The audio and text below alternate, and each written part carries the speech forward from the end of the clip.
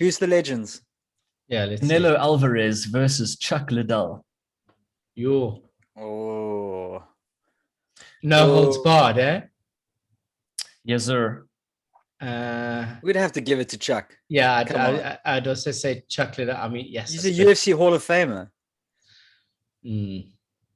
This is the thing with boxing and MMA fighters. In a no holds barred match, what the UFC or the MMA fighter ultimately is going to try and do is get the fight to the ground, because they will always have more experience and expertise in fighting on the ground than a boxer. Yeah.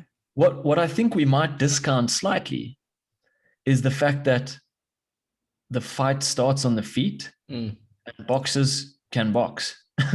Yeah, exactly. Like if we, so I think everyone, there's a common consensus that, okay, now it seems like if an MMA fighter fights a boxer in a boxing ring, the boxer's going to win. But that if a boxer fights an MMA fighter in the octagon or in a no holds barred fight, that the boxer stands absolutely no chance. And I think that's a little bit unforgiving.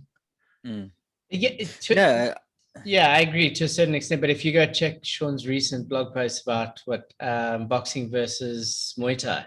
So like you said, a lot of the times the guys in MMA will try and get the boxer down to the ground if they have the choice. But once again, if he doesn't get him to ground, a lot of the MMA fighters have kicks in their game. They've been training it all their life. So even if they do stay standing, they've still got more weapons than the boxer. Yeah, they got more range essentially to work with. But I mean, boxers, don't discount them. Like you say, Jay. They boxers are used to fighting in the clinch essentially, like not in the clinch, but in like close proximity. MMA is usually starting outside. When you do get close to each other, you're normally clinching and going to the ground or going against the fence. Boxers, they can take you out as soon as you're trying to close distance if they time it right. I mean, that's what they do. Look at what Ngannou did to what's his name recently, uppercut as he was coming. Yeah, Stipe. Good old Stipe. Good old Stipe. Yeah, he got Stipe with that uppercut as he was coming in, and that's what a boxer would do. Obviously, they'd have to train for doing that, defensive punches as someone's coming to take you down. But I mean, it's not too difficult to adjust your game. Yeah, Chuck Liddell for me. Yeah, Chuck Liddell. I'd have to agree with you on that one, despite my previous point. I think Chuck was a light heavyweight, if I'm not mistaken. Something like that. So he's also a bigger, heavier, stronger man. A scary dude. Pound for pound, does that make a difference? Nah, I think when it comes down to skill set, he's got it. It's just skill set. I mean, give Canelo, dude, put Canelo into MMA and actually have him train that. Dude, he'd be a killer. He'd be really fucking good. But he just doesn't have that yet. He just doesn't now. But if you put Chuck in a boxing ring, Canelo's going to own him. Of course. Look at what Mayweather did to McGregor. McGregor is a phenomenal striker. I mean, we shared that meme the other day. The video clip of him basically counterpunching. I mean, he got grazed on the nose, and that overhand left gives me goosebumps. Precision, dude, precision. And he was still outclassed by a boxer. It's the same as what I would imagine to happen if Francis Ngannou goes and boxes Tyson Fury. In my mind, there's just no chance other than a puncher's chance of a ridiculously wild haymaker landing. I mean, if like we know that if Francis lands on your chin, it's lights out. It doesn't matter who you are. Yeah.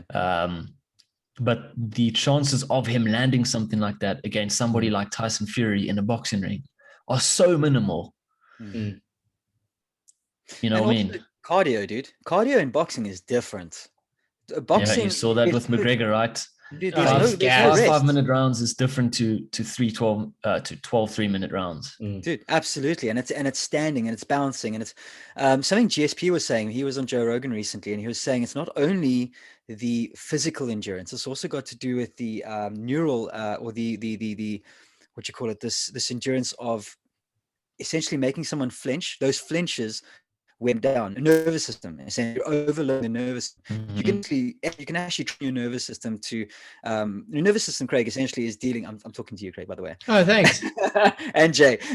But this is pretty high level fighting sort of not theory. I'm but pretty sure I'm the only one here who Right. did biology. So I know what you're talking about. Yeah. So I did anyway, so biology. the way that you'll see fighters train this, and high level fighters, they'll do lights. So the lights, as they flash, they'll touch the lights. I So saw they're Joshua does that. Yeah.